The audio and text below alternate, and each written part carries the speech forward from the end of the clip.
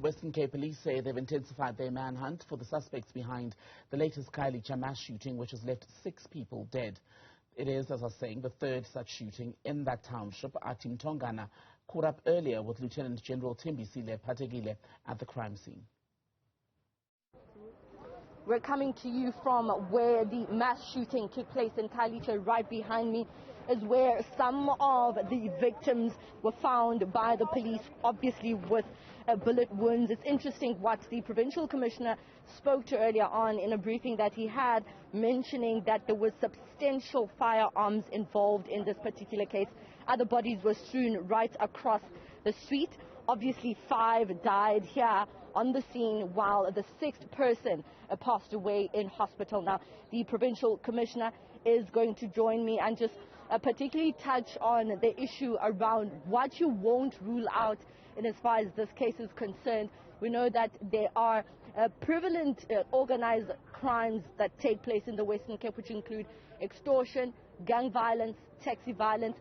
What are the suspicions around this particular case, Provincial? It's too early, Athi, to say, but as we say, we start from the unknown to the known. We start from the scene.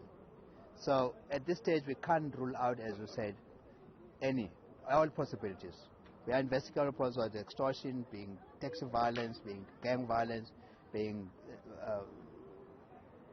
all the buckets that you have, because an experience that we have is that there's always a relationship with the drugs and firearms, and there's also a relationship between the extortion, hijackings, the taxi violence, the drug dealing, and all firearms. So that whole basket we're looking at investigating. Then investigation as we go will tell us to lead us to what direction and the motive was for this killing. What resources are being put together to deal with this particular case and many other mass shooting cases? We know that there are arrests from the Ndlovini incident, which also led to the death of a couple of people here in Khayelitsha. Talk to us about the resources here. Yes, look, we have an integrated team that is intelligence-led to investigation. And normally, in cases like this, prosecution comes in from the very edge to look at the docket as we move. It's processor-led investigation.